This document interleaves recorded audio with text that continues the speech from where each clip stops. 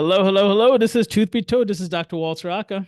And you know who this is? This is Leroy Horton. We are back again, man. It's been a couple weeks, I feel like. Right. Yeah. Yeah. We're actually coming basically solo again. I'm starting to think that we think the podcast is awesome and important, but people, I don't know if others do. Well, I think we see it as a platform. And like my wife likes to say, oh, it's just you and Walt talking, And I see nothing right? wrong with that. We see it as a platform, like we're reaching, people in, the corners of Antarctica. And we Right. might be. You never know, because you never know what could go viral, what could blow up. Well, I But mean, I guess to me, if I wanted to go viral, if I go viral, that means more people are watching me, and that's more opportunity for me to get canceled. Because some of the stuff we say just is not right. that is So true. I kind of don't want that. You know what I mean? Because then they start nitpicking everything you say and do. You know what I mean? That They'd be like, "Oh, why is he wearing the pink shirt?" And then there's gonna be right, jokes. You know what I mean? You're right, like, I don't want right, that. right. Oh, why does he not have hair? I don't want that. I don't want people Speaking of judging me. which, You say what? so speaking of which, so I did a little bit of research, right? So I contacted your wife Josie, Okay. and I said, listen, I said, Walt be trying to act like he's studious. So for the people in here can see, Walt's always got like, I don't know if you can see, a pencil in his hand, right? That's what I And, do. so you go episode after episode, and he's got a pencil in his hand like he's taking notes or doing something serious, right? So I told Joke, I said, listen, you need to go to his office when we're done. I want you to steal whatever he's scribbling on and you got to mail it to me. Okay. And guess what came into the mail today? Uh-huh. All right. Look what came into the mail today. Okay. Okay. Okay. All right. So this is going to be the big reveal of what our man, Walter Aka, the serious, I manly doctor Go down in ahead. Texas, Uh-huh. the great state of Texas, be Uh-huh. doodling while he's talking to me and other guests. That's right. And this is a surprise to me too. So we're gonna, you know what? Let me take off the filter because I Okay. don't want.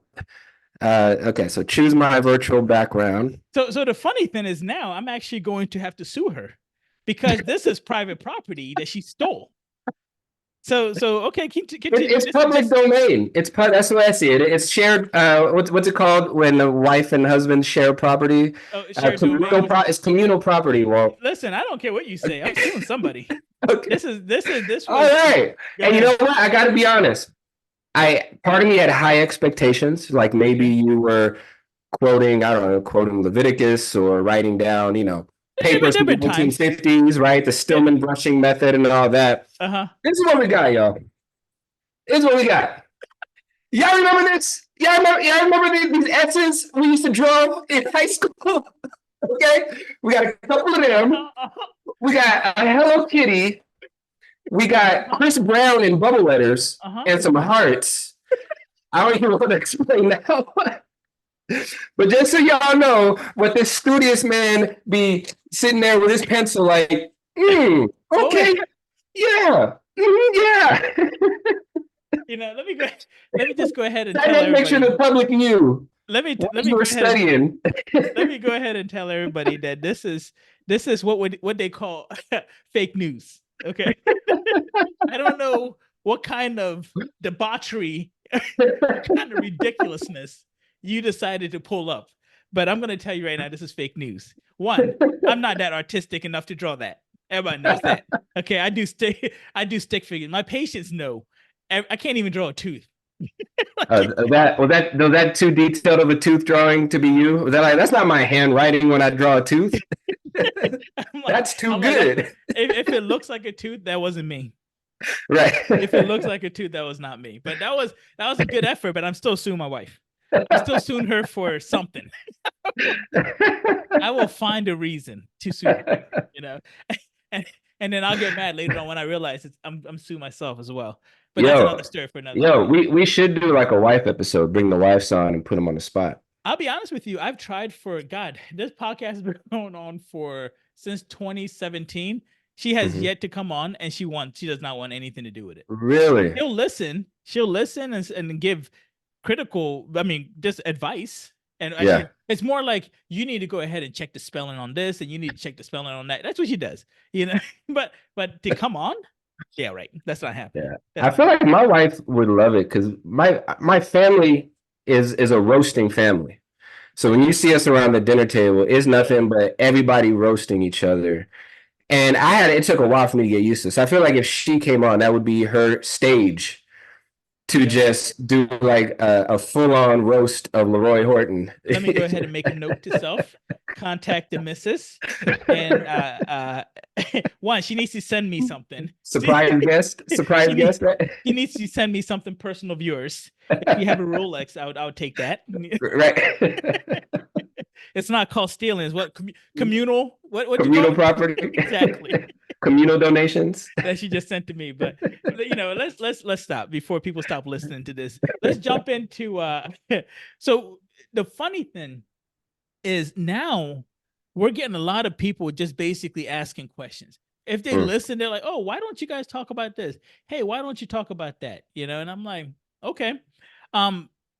Let's This came up, and we haven't talked about this one, so I want to get your input on this. So a hygienist pulled me aside today, and she was like, hey, you guys need to talk about bone loss, aggressive periodontitis in kids. Oh, And I said, okay.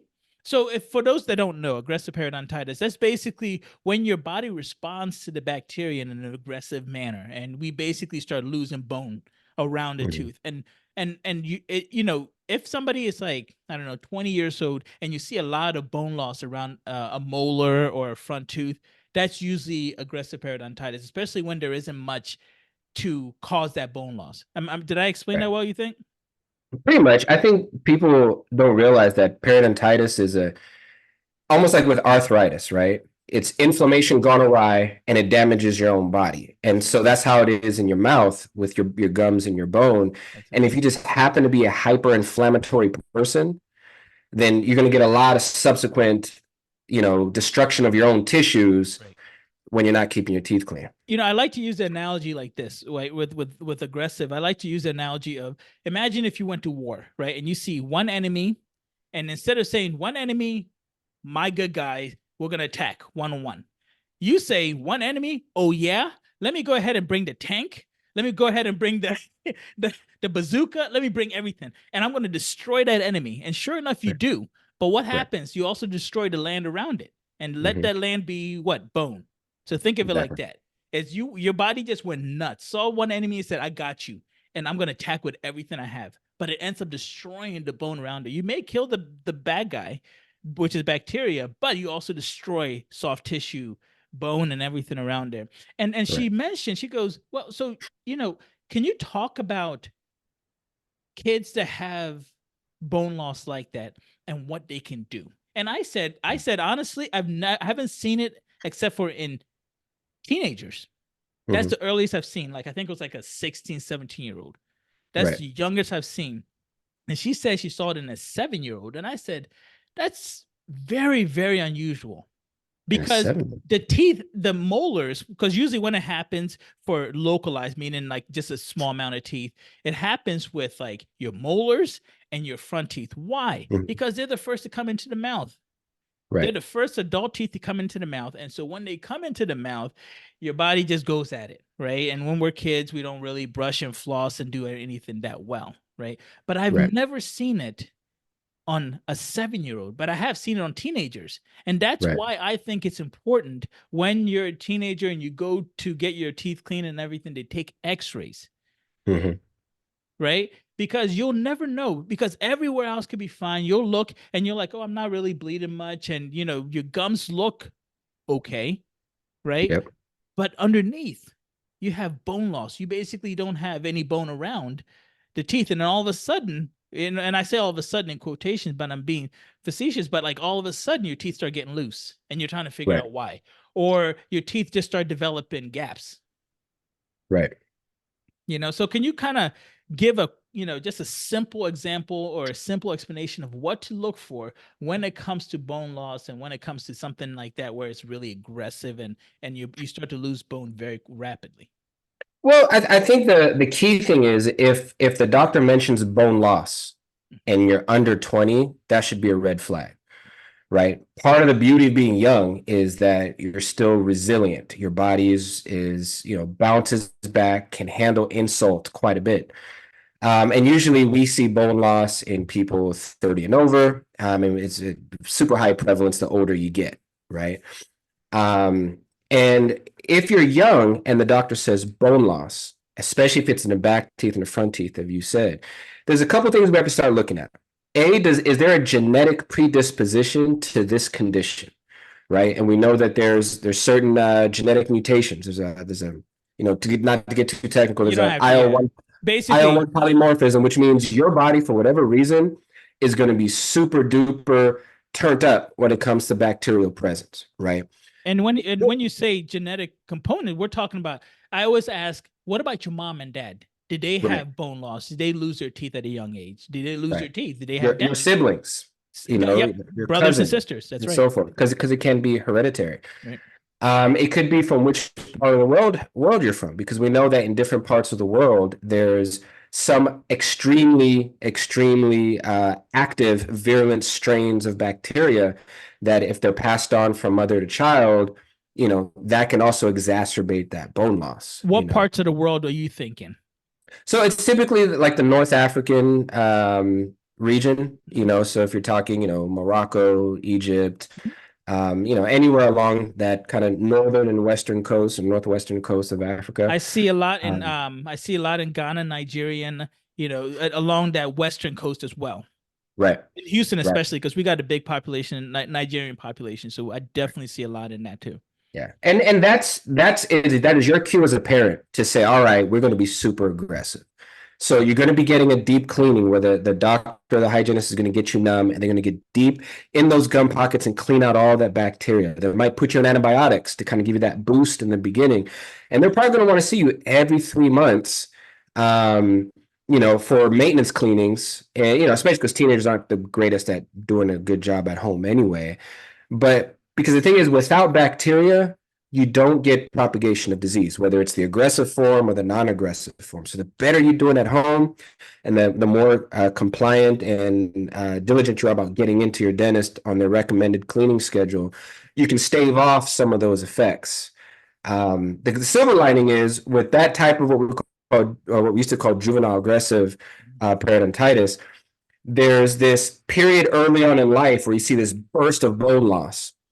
But then later on, it quiesces, right? It kind of burns out.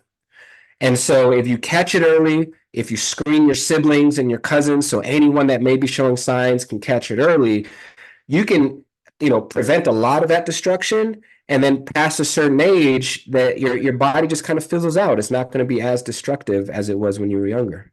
Another question is also, and I'm not sure who's listening to this, but there are a lot of dental offices, a lot of people that are now trying to do these saliva testing. Mm.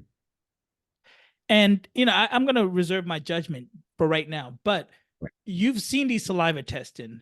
Do you, what benefits do these saliva testing play when it comes to this? The truth is, when you look at all the data, it's usually the same bugs regardless. So whether it's gingivitis, which is just inflammation of just the gums, you haven't started losing bone yet.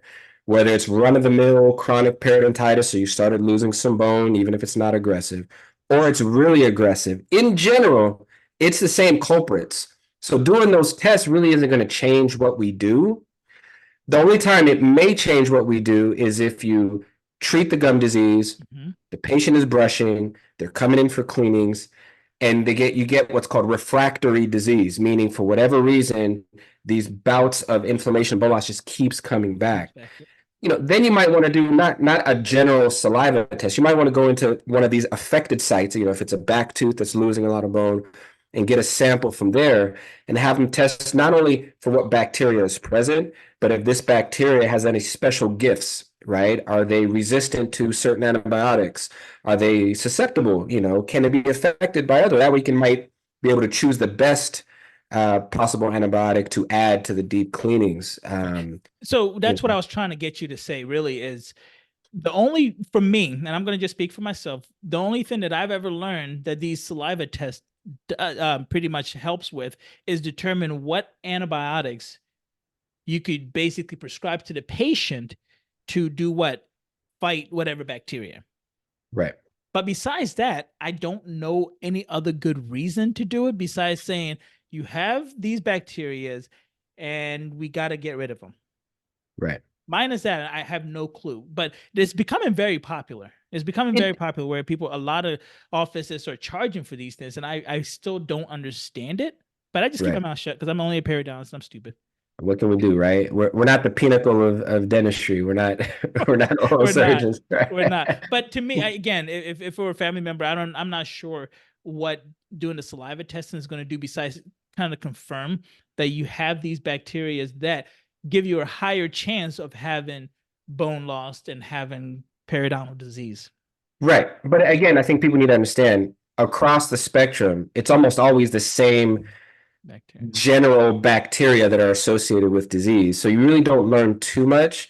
And the antibiotics we give typically tend to be the same, right? You might give amoxicillin, which is a broad spectrum, and then metronidazole, which will target the deeper, those bacteria that live deep within that gum pocket. And so most everybody's going to get that anyway. So you're really not even tailoring to that. But, I mean, maybe one day they'll come up with something that is a magic pill. I don't know. There you go. Okay, so let me ask you another thing that I've been asked recently. People say bone loss. People say you have deep pockets. Mm-hmm. And then their treatment is always, have a scaling and root planing or SRP or deep cleaning. Can dentists be over-treated? Meaning, can you have deep pockets and not necessarily need scaling and root planing or deep cleaning? And an example I think of every time I ask this question, and I want you to kind of chime in, an example I think of is gingivitis. When somebody has swollen gums because they had braces and their gums are swollen, right? You don't necessarily need deep cleaning. You need to improve your oral hygiene so your gums can shrink back down. But I don't see why you would need to be charged for a deep cleaning. And are you seeing that? I could probably go both ways on that. I think the pattern I see mostly in general dental offices is not enough deep cleanings, right? They don't really care about perio because they're drilling at the root canals, the bridges, the crowns, and so forth. So I feel like there's a lot of ignored disease out there that would need some more thorough treatment. But there is this kind of gray area of what do you do when the gums are swollen? So you do have a deep probing, a deep measurement of the gum. Right. And you have a lot of buildup. So the question is, and this is where a lot of dentists... I want to make sure everybody understands. When you say buildup, you're talking about calculus. You're talking about all that plaque and plaque that turns into calculus. So you can even feel it on your teeth or even underneath the gum. When you look at an X-ray, you'll see little spikes on the teeth or on the roots. Those are the calculus. That's buildup, is what you're saying. Yeah, and it's so what do you do as the dentist if someone does present with a cleaning that's going to be really hard? They're really sensitive, so you do got to numb them. You're going to spend a lot of time because there's so much buildup. But there's no bone loss, so you can't technically call it periodontal disease. But you're still doing the same amount of work you would be doing as if you were doing a deep cleaning. I can kind of see both arguments, or is that so infrequent enough you just chalk it to the game and say, hey, you know what? This is going to be a long appointment. I'm not going to get much for it. But, it's for the patient's benefit, and it's not like I'm seeing this every single day. So you take one for the team on that. Right. Okay. So basically, I mean, patients have to understand there's levels to this. And I think that's the part, because people think it's all or nothing, right? Oh, I have deep pockets. And then people say, oh, well, you need, deep cleaning. Right. And then, like you said, the key is, do I have bone loss associated with it? Right. Because insurance is going to say, do you have bone loss? If you don't have bone loss, then they shouldn't have done the deep clean, is what the insurance will say. But they weren't in the office when you came and sat down in their chair, right? Insurance wants to do everything they possibly can not to pay. Yeah. So when when you're at the dentist and they're looking and measuring your gums, right? If you hear high numbers, anything higher than a 3, right? Start thinking that, okay, you might be leading towards a deeper cleaning. If they start talking about bone loss, what we call periodontal disease or gum disease, And then the dentists in there, and they have to be thorough because insurances, as much as we like to throw shade at them, they sometimes can be the patient's kind of filter to make sure that a dentist isn't over treating. Right. Because the dentist is going to have to submit x-rays, pictures, a written narrative, gum chartings, measurements and all that stuff. But that, in general, that's the stuff you're going to be hearing from your dentist. And there are a lot of people that do need deep cleanings. Yeah. And there's people that just need aggressive, regular cleanings because you haven't been there in a while. Right. One thing that I want everybody to do is I want everybody to challenge their hygienist. And when I say that, I mean, like, whenever you go for your yearly or every 6 month cleaning, or if you go every 3 months, either way, I want you guys to say, hey, can you probe around to make sure there's no problem? Right. I know it sucks because they sometimes it hurts, right? But I Mhm. want you to probe around because the worst thing that you could ever do is to wait until there is a problem. And then when you come to see myself with Dr. Horton and it's too late. Right. When that happens, you have no one to blame but yourself. But hygienists, dentists, we got to do better. Because I know situations where people aren't probing, right? They're doing the cleaning and they're not probing. And then later on, they're like, oh, how did I get this deep pocket? Or how did I get to this point where all of a sudden you can't save my tooth? Right. And I'm like, well, let's look back at your history of probing. And I see it's very sporadic. Mhm. Like a whole year is gone.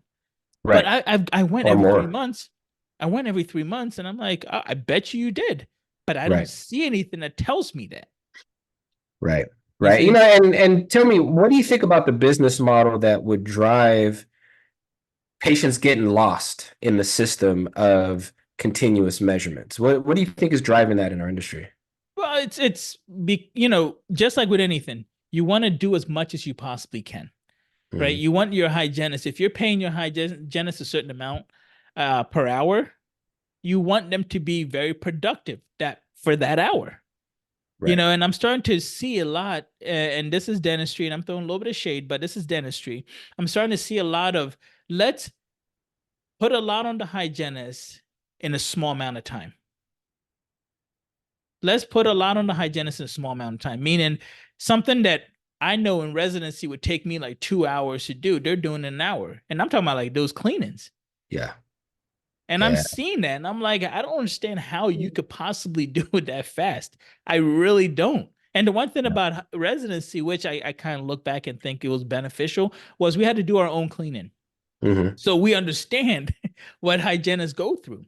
And Right. to me, I just don't understand how they're able to see so many patients and do all this, like, oh, let's do a full mouth deep cleaning. How? Right. In 1 hour? How? Right. Even with an assistant, I'm not sure if I could do that. No, man. Unfortunately, I feel like it is pressure from business, the business aspect of dentistry. Also, the other one that I've seen a lot, not to give dentists too bad of a No, time. no. Someone will come in, they need deep cleanings, but there's also a lot of other needs. Yeah. Crowns, fillings. They can only take so much time off of work. And in their head, especially if those cavities are visible, That's it. they start prioritizing the restorative work, the fillings, the crowns. And the cleanings kind of get lost in the sauce of all that, right? So it's well intentioned. The patient is coming in, but that's where you really have to have a well-oiled staff that also values the health of the gums and the bone. And they can say, no, Mrs. Jones, I know you want to get that filling done, but you're due for your reevaluation. You're due for your maintenance clean. Let's do that first. Then we can schedule more fillings. You know what I mean? So what if a patient says, I don't want the deep cleaning. I want just a regular cleaning. And I mean, people, they say that so much. They say that so much. That hurts my heart, man. It really No, but I does. mean, but it's true. So what is a dentist to do?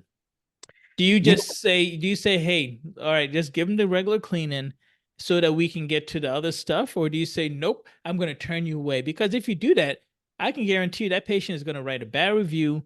Then they're going to go ahead and go to the other dentist and say, well, this other doctor didn't want to do anything on me and I feel abandoned. And, it's always very dramatic. He just wanted my money. It's all about the money. He wanted $400 per quadrant for cleaning. And yeah. So what is a dentist to do? This is a dilemma that's happening right now. And Well, I know, I mean, what do you do? this is what I did. If I diagnosed you as needing a deep cleaning, you either let us do a deep cleaning or we just didn't do your cleaning. But then there was also other treatment that we couldn't do until we got your gums healthy. And so you either left me because you didn't agree, or a fair amount of those patients eventually, like they grumbled with me, they grumbled with the front, but then they would call back. And so a fair amount of them will come back. You can do that. I know a lot of docs that'll just do regular cleanings, which I want people to understand what that means. If you need a deep cleaning, a true deep cleaning, and someone does a regular cleaning, that means they're intentionally leaving crap behind. Mm. I can't sleep like that. Listen, I'm not the perfect dentist. I've had failures, but it was not for the lack of effort to do the best job. So if I sit down to clean your teeth, whatever I decide to code it and bill it and charge you, I'm doing my best effort to get everything off your teeth. Right. So if you're getting these regular cleanings, but you still got calculus underneath the gums, you still got buildup, which is just going to lead to more and more disease. Legally, that's supervised neglect. And you can get in trouble, and doctors have gotten in trouble for that. So you got to pick your poison. Then whose fault is that, though? Is it the doctor for saying, you know what, just give them the cleaning that they want, or the regular cleaning that they want, or is it the patient for saying, I don't want, I don't want a deep cleaning, so I understand what I'm getting myself into? And would you just let the patient then sign a consent form that says you've rejected what we told you needed, and you want this now, so we're gonna do what you want, but you signed a consent saying you rejected it? What would you do? That's a great question, man. I didn't like that. So I was on the other extreme where I just said, well, I'm sorry, Mrs. Jones, we can't see you. But I'm always honest with them. I say, I tend to be more ideological when it comes to that kind of stuff. Down the street, I'm guarantee you'll find somebody that will do that, and more power to you. But you're right. We're living in an age where you can choose to cut on your body or have a doctor cut on your body, right? So plastic surgery, all that stuff. Who's to say that's right or wrong, right? So who am I to judge if someone says, I want to neglect the perfect or the ideal medical dental advice and accept substandard? I have a hard time knowingly giving repeated substandard, right? So let's say someone's got stains, they need deep cleanings, but they got a wedding this weekend. They say, Doc, listen, I'll come back for the deep cleanings. Can you right now just do what you can see, polish it up, just so I can get these stains off so I can smile at my daughter's wedding? I have a soft heart. I'd probably give in to that, right?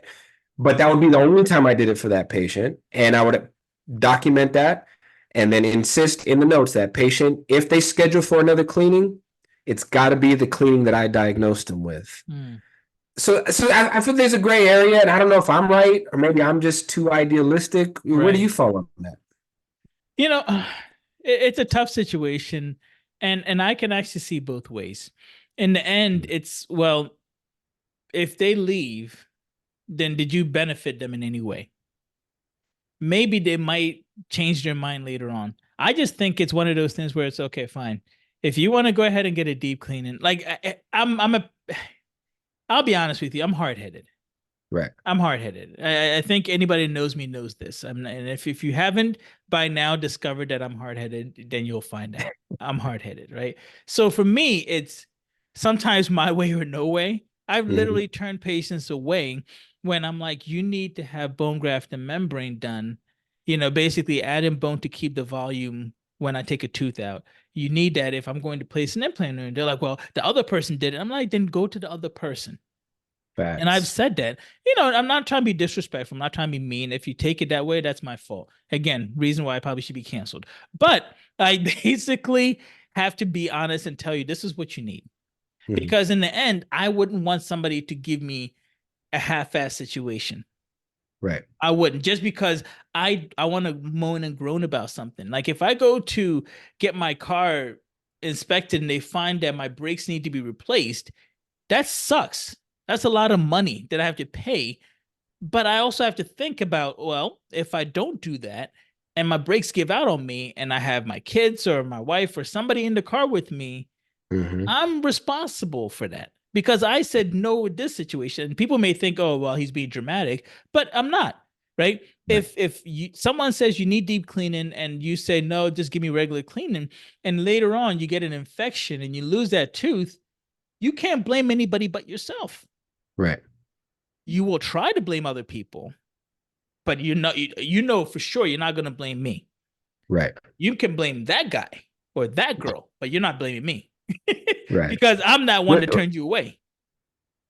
Right. And it's the importance of documentation, right? So if you are a doc listening and you do have one of those gray areas where you make a decision, document the crap out of that. Right. Write down, because as long as it's in your notes, that conversation happened and that protects you. You know, here's an example. It was like last year, the treads on my tires were getting low. I was getting my oil changed, and at Jiffy Lube, they'll rotate your tires for you, right? But they came and they said, hey, we can't rotate your tires because your threads are too low. So you have to go to a tire shop and replace your tires. We can't touch them. So I felt like that was a great analogy. Like, hey, listen, you need this. It's too far gone to do anything else. So it's this or nothing. And I think we all have our own kind of threshold for when we reach that point where, all right, we're not participating in this neglect anymore. Right. Do you think that dentists kind of give in to patients way too much? Absolutely. Because I do, especially the new ones that are coming out of school because they're so eager to please. And I'll be the first one to say that when I graduated, I just wanted everybody to like me. I think the older you get, the grumpier you get. So I don't care if anybody likes me now. You know what I mean? Like, no, let me rephrase. I want my kids to like me. I do. Right. I'm very big on that. Like, and Josie, she gotta like you a little bit. Right? Well, you know, if she doesn't, if my wife doesn't like me, I can understand. Right. Because I've done something along the way.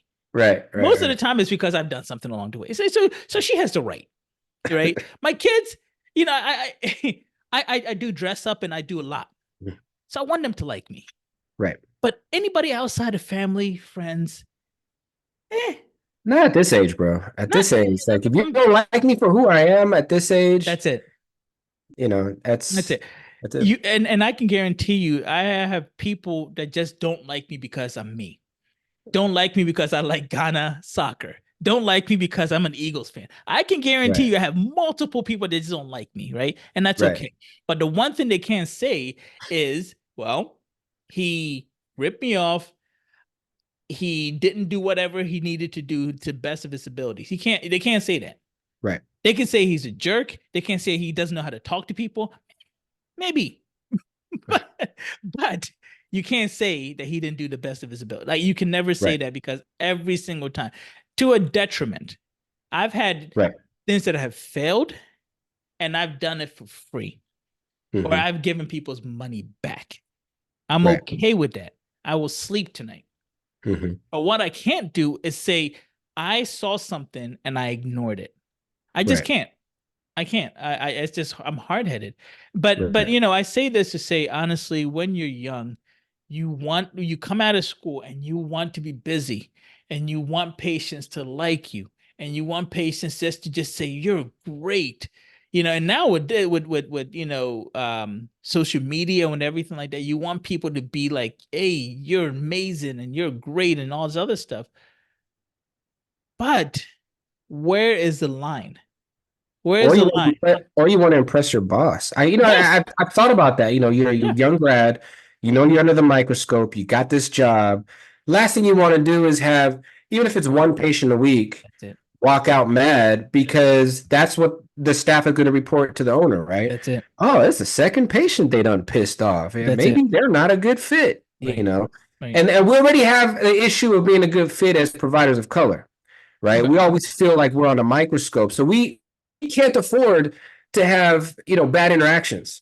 So I can see where that pressure would be there. That's it. But that's everybody, though, right? I'm not even going to that's everybody. No one wants a bad interaction. No one goes out of the way for that. But I think the older you get, the more seasoned in dentistry you get, I think that's when you get to the point where you're like, I'm doing what's best for you. Right. When you're young, you're basically like, I just want you to like me. I want to learn as much as you can. I want to stay busy. Yeah. Now I'm like, "Ugh, we got a busy day today. Ah, my back is gonna hurt today." You Oh, start to someone see, canceled? Cool. right? Yeah. Have you ever gotten excited when someone canceled and it's like at the end of the day? What? Oh, That last patient yes. didn't show up? Oh man. Oh darn it. You know what I mean? No, man. It's I think also at this age, I feel like my resume speaks for itself. And Oh, so I don't really have anything to prove. When I was young, it's to like who? To like you said, to who? to any of the whoever I'm working with, whoever I'm working for my Okay. patients. I've got a patient base. My work is out there. I demonstrate my work. Okay. So if I have someone that's grumpy or that's unhappy with me, but I know that I'm doing the right thing for them Right. and they want to walk off, I'm like, all right, well, Right. my name's been good in the community, right? Okay. You Yeah. know, because although we all have failures, we try to keep those failures to a small amount. Right. To where if someone's pissed at me, it's not because in most cases, almost all cases, it's not because I intentionally neglected, did something wrong, or like you say, can't sleep at night. So if you want to walk off, like, all right, you know what? Right. There's people lining up to see me. Oh, You there you know, go. whereas when I was young, I was just like, I hope I get another implant soon. Right. I'll take anything. Yeah. Let me ask you this one last question. Somebody asked me, why don't you dentists fill cavities when they're small? Hmm. Right? We always fill it when it's like, oh man, this tooth now needs a big filling in there or needs a crown or whatever. Why don't you fill it when it's small? And I'm guessing they're talking about incipient. And Right. what an incipient cavity is basically when the bacteria has eaten away at your enamel, the first layer. So there's your enamel, there's your dentin, which is the next layer, and then inside your dentin is your root canal. We'll call it that, Mhm. right? So you have enamel, dentin, and inside of that is your root canal, where the nerves and arteries and everything sit for that tooth. So the question is, when it's just inside your enamel, the part that you see, why don't Mhm. we fill it then? Mm. Why do we You know, wait for it to go into the second level before we fill it? so it depends on how aggressive the doctor is, and Okay. it depends on your risk, right? If you come in, you've never really had a cavity, but you got this small little thing we see on the x-ray that's still just within that outer layer, we might gamble and say, listen, you've been coming in every 6 months. You really haven't had any fillings or need for fillings historically. We're going to consider you low risk. You brush your teeth. We're going to keep an eye on it. Make sure you floss that area really good. Use a fluoride toothpaste. Because if that cavity's still in that outer layer, you can at best, or at least, you Mhm. can what we call arrest it or stop it from getting bigger by not allowing sugars to sit on it, right? And to bathe it with fluoride to help strengthen that surface. That's it. Once it gets to a certain depth, though, it don't matter how good you brush it at that point. In general, it's just going to get bigger. Right. But let's say you come in and there it is just a small one. It's just in that outer layer. It's not as big as it would need to be for your well compliant patient that always brushes, always comes in. But you've needed 15 other fillings because you don't brush well and you got a lot of plaque in your teeth. Well, I'm going to be a lot more remiss to sit there and just watch it because more than likely, with your brushing habits, with your sporadic coming in for your cleanings and your exams, it's just going to get bigger. So let me fill it now. So that way, if I don't see you for a year and a half, you're not coming back to me and now it's exploded on you and you need a root canal and a crown. So So we play the insurance game, the risk game, right. sometimes with our decision making. Well, so basically what you're saying, and I think people need to understand this, if somebody says, let's just keep an eye on it, that's actually a compliment because in Mhm. the end, we're saying we trust you enough that this is not going to get any bigger. And we believe that your oral hygiene, the way you brush and floss, is good enough that you might actually be able to reverse it or at least stop it, right? With Right. fluoride, because you're using fluoride toothbrush and I'm sorry, fluoride toothpaste. There might be fluoride toothbrush out there, but Yeah. fluoride Yeah. toothpaste is what I was Mhm. trying to say. So we're actually saying to you, we trust you enough for you to continue to do the good job. And this was just a one off. Right. This was just a one off. And we believe that that's all it was. So we're going to not do anything. We're going to allow you to brush and floss because when we tell you this, you'll go crazy and you'll say, I really need to floss. So that's what we're hoping for. It's almost like Jedi mind trick. We're hoping that when we tell you you got a cavity here and it's not big enough, you might go crazy and that's Right. all you think about. Right. Right. But here's a scenario for you. You're a young doc, you go into an office, right? Previous doctor was an older doc, very, very conservative. And I say this because I've had friends come into this scenario all the time. They buy an office. Previous doctor, semi-retired. To them, everything was a watch. They were super conservative. They just wanted to keep the office so they can hang out with people, right? Because you get older, you get lonely, try to get yelled at by your wife. So you want to be at the office. So you want to go to office. When people gotta like you. You pay them to like you, right? But you watch everything. And then you buy the office, that doctor retires, and you kind of look at all these patients that are coming in, and they've got these little cavities everywhere that the doctor's been watching. And they might be bigger than you feel comfortable just watching. So now, do you say, all right, I don't know what he or she did. I'm just going to go by my own philosophy. So cavity, or filling. And everyone's like, wow, how do I go from 0 to 10 fillings? Do you continue to just watch them? Or do you say, all right, if there's 10, I'm going to choose the 5 worst. And I'm going to tell them about all 10, but I'm going to say, let's do these 5. We'll keep an eye on the other 5.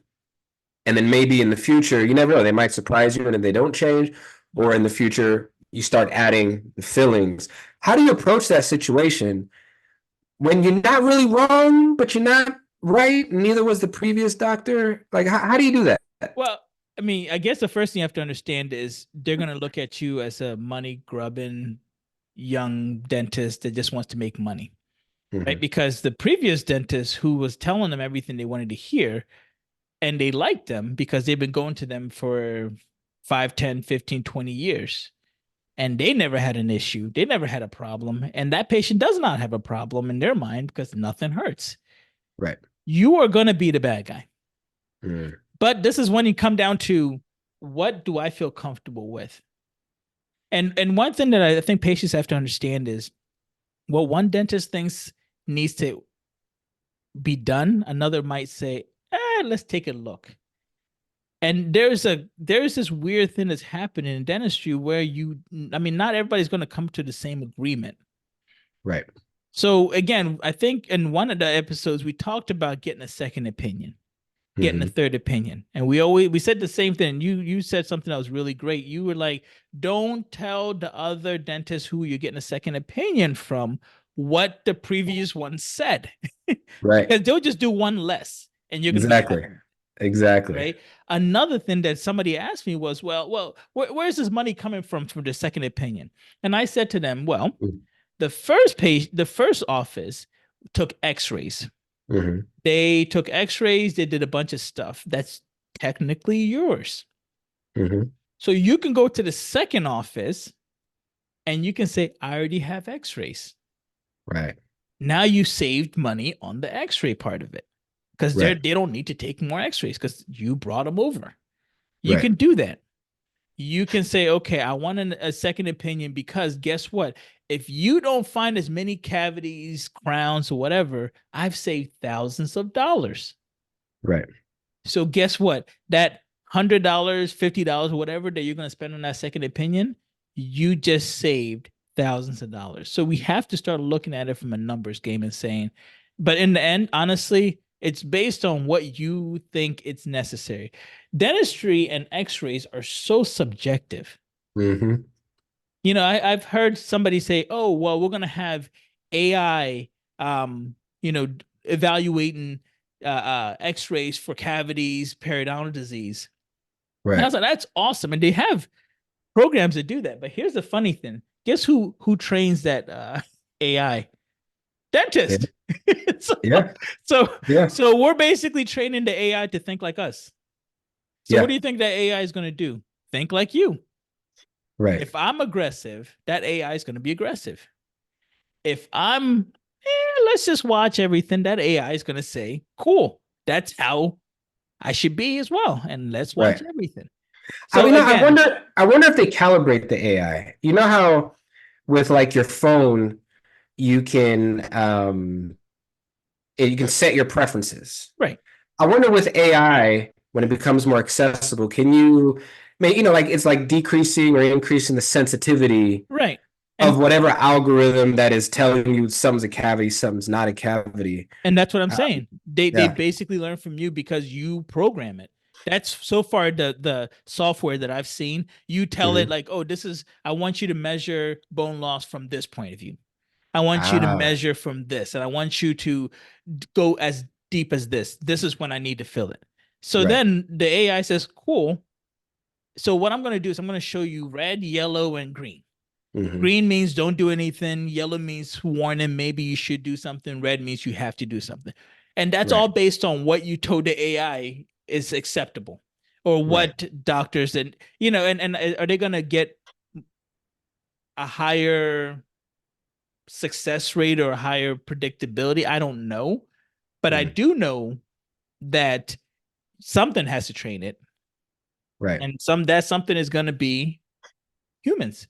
Just like with Chat GPT, whatever, it's learning from us. Right. People don't Yeah. realize that whatever we do, just like Google, right? Google, remember when Google first, it would try to finish a sentence, it would make no sense. And it's gotten better. Right? Yeah. You go on Google, I remember back in the day, you go on Google and you type in, what is the color of Mount Rushmore? You're like, that's not at all what I wanted. Now it can actually, you I know, don't even want to know what your search history looks like. Well, I'm just oh, gonna no, I'm just like saying. I'm just saying. I'm not gonna. Not, I'm not. I'm just telling no, you what. I want you to screen share, okay? And I want you to go up to your browser and just type the letter X. Just I dare you. It'll be like extravagant. Sure. I'm not even gonna lie to you. It'll probably be like X-Men. It'll probably be like anime. I'm very nerdy, man. I'll be Uh, honest. I'm very nerdy. I'm actually about to go to an anime convention that's happening in Houston just because I'm bored and I was like, oh, that might be something fun to go do. those do look fun. They do Yeah, look yeah. really fun. But I told you, and I'm gonna end it here. I think we'll call it here. But one time, this was when I was a resident in Pittsburgh. I was coming from a baseball game. I was coming from a Mhm. baseball game, and at that time the Pirates weren't that good, and so you could get a baseball game, $25. You'll get like 2 hot dogs, 3 hot dogs, and a drink or whatever. And I said, "That's what's up. I'm going." And a bunch of friends were like, "Oh, let's all go." Cool. So we go, and we're coming back, and what we have to do is we have to cross the Three Rivers, and we have to Mhm. get a bus because I believe we took a bus in, and we're walking by, and right after you cross the river is convention center. The downtown convention is right there. And I saw people dressed up in like animal costumes.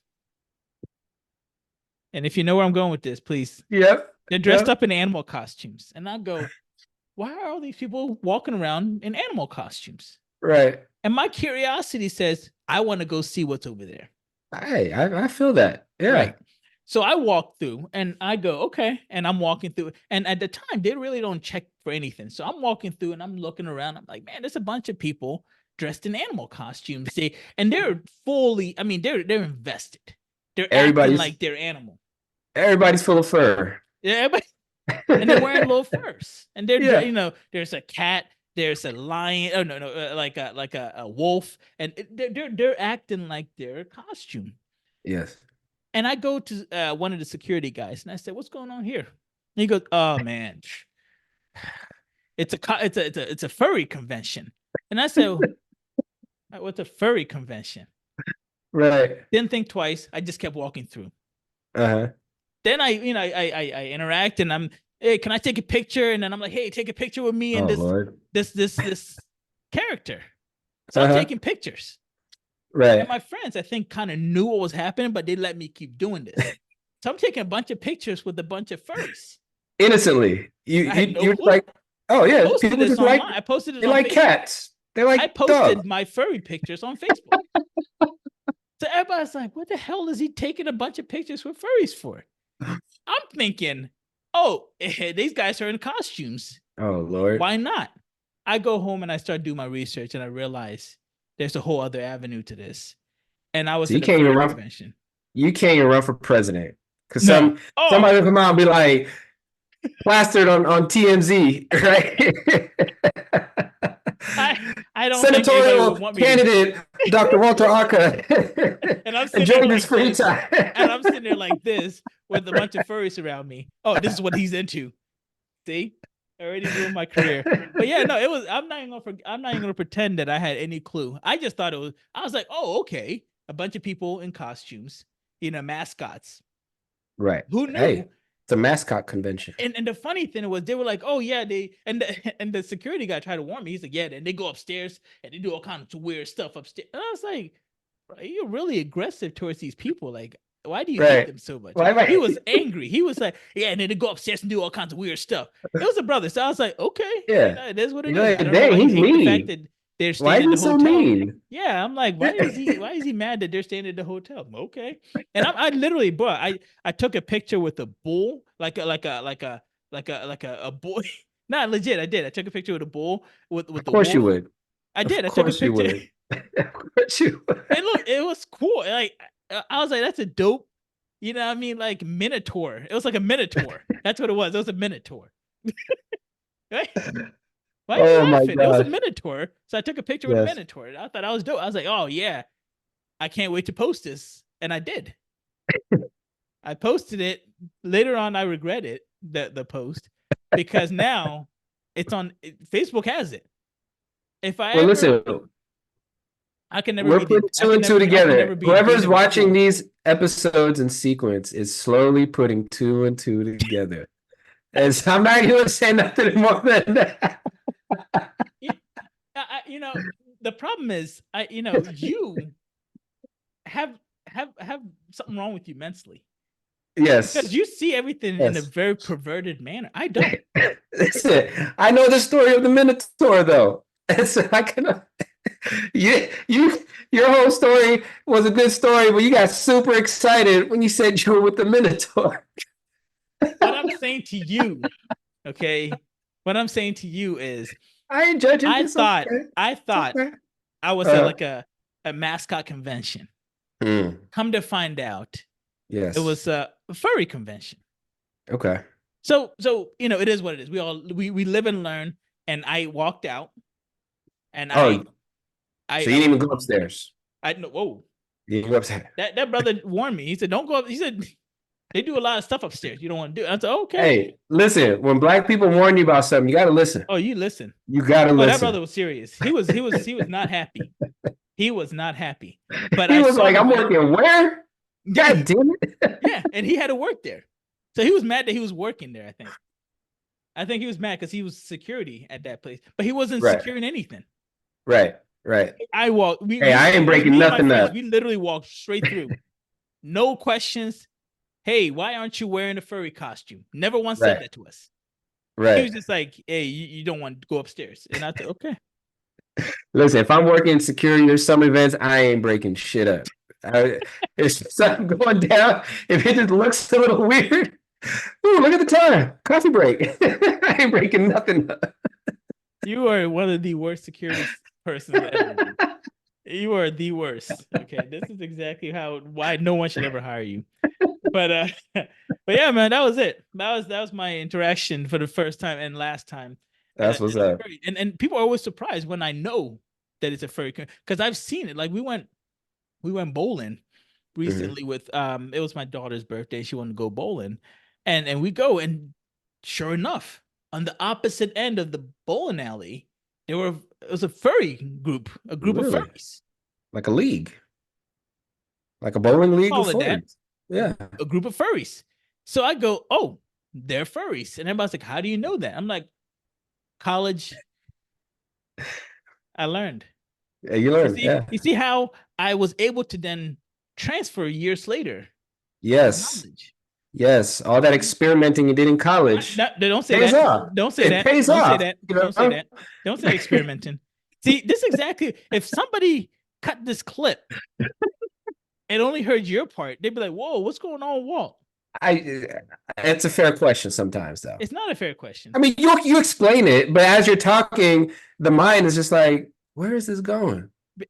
Did he go upstairs? See, this is He said he got warned, but he never said he didn't go upstairs. I did And like not go 10 minutes upstairs. later, when you pressed, you see how you do this? This is exactly how I know that you're gonna cut this and make it seem weird.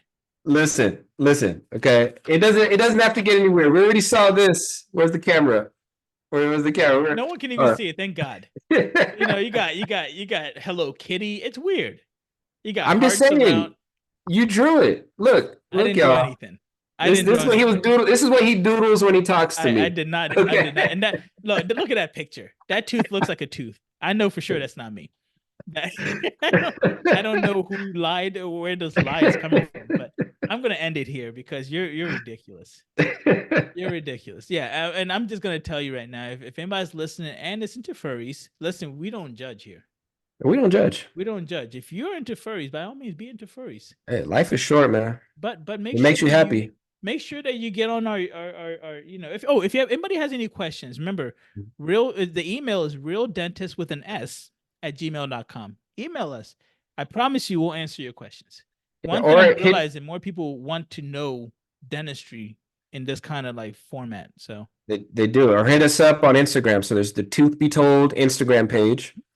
You can leave comments on the actual Tooth Be Told YouTube page. That's right.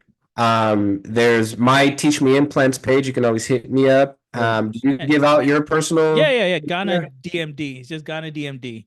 Yeah, hit us up. We're super personable. So I represent very well with the Ghana. Yes, sir. DMD is just doctor of dental medicine. You know, it's Latin. Not a real doctor, but kind of like someone has a heart attack. Kind of like still got to call 911. I'm not. Right? If somebody needs me, I'm not helping. If I'm on the plane, you're on a plane, you're like, is there a doctor in the house? I'm literally like, you turning your headphones up. Oh, I'm like, somebody better go over there and help. You know, not gonna be me. I'll be the first one to let you know it's not gonna be me. You know, I usually go the opposite way. I'm like, oh, I gotta go to the bathroom, and I get up and walk away the opposite direction of whatever. So don't ask me or any other dentist for help. Anyway, let's get out of here. Yes, we sir. Appreciate everybody. We'll talk. Absolutely. We'll talk soon. Take care. All right, yeah. Enjoy. Thank you for listening to this episode of Tooth Be Told. The opinions on this episode are just that, our opinions. Please consult your dental professional before taking any action with your dental health. If you have any questions about anything you heard on this episode, please contact us at realdentist with an S. That's REAL dentist with an S at gmail.com. We would be very happy to return any message that we receive because we love the communication that we have with our listeners.